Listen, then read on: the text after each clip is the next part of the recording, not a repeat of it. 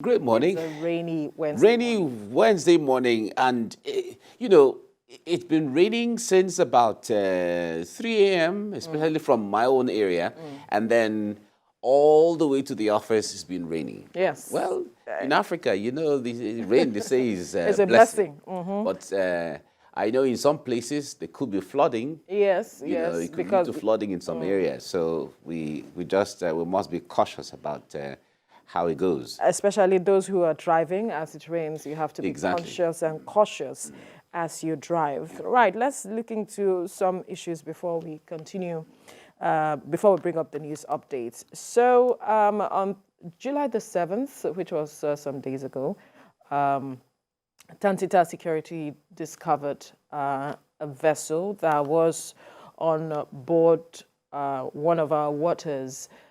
It was said to have about 800,000 liters of crude, and this was done illegally. Recall that the government has, tried to clamp down on crude oil theft, and that was one of the reasons we decided, or the government decided, to take out fuel subsidy. And now, in trying to curb all of the activities of smugglers and all of it, we are seeing this vessel on our waters. And it is said that Tantita Security, alongside the NNPCL, discovered this. But that vessel was burnt as a way to serve as a deterrent to those who are, into all of this business. But what is concerning for Nigerians is the fact that why was the vessel burnt? Because there could have been incriminating evidence in that vessel that could also be used as part of the investigation. Yes, we are trying to use that to send a message to all of those who are carrying out the smuggling activities, but should the vessel have been burnt? Well, the point there is debatable. Recall that there are also reports that that particular vessel has been under investigation for the last 10 years. Yes. And the point there is, if a vessel that has been investigated or has been fingered for investigation 10 years ago, and the thing is still within the water somewhere, still doing the same business after 10 years, then it tells you that there's something wrong with the system. Number two, we heard that there was a report that the name was changed from what it was before, to something new as a way of camouflaging or as a way of Cover up. Cover up, exactly, something like that. So it tells you that there are evidences already. There is information already regarding what it is and who has it and whatever you want to find. So if as at 10 years or after 10 years, the same vessel under investigation is still going on, then there's nothing new to investigate. So long as the persons who are on board the ship, the crew, have all been arrested, then there's nothing else to investigate. Go ahead and destroy it. The point there is, I think at this point of our life right now, like we have said before, Nigeria is not the only oil-producing country.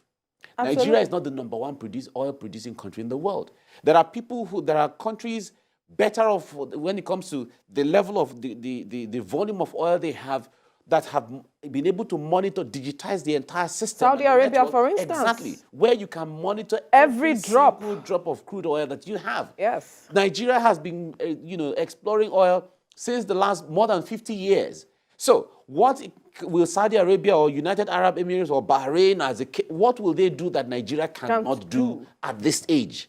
So the point there is, at this point, I think there are people who are so powerful that sometimes maybe those in government might even find it kind of difficult to confront them. So the best thing to do is any vessel you see, destroy at sight. Any vessel you see, destroy at sight. Because if you're saying we'll go back to investigate, because some of these persons, they have what it takes to account. That's the issue. If we have been on this for 10 years, Mike, and we haven't been able to nab the person, it tells you, then there's a problem somewhere. Exactly. Then it tells you that's why I said some persons may be too powerful for the system.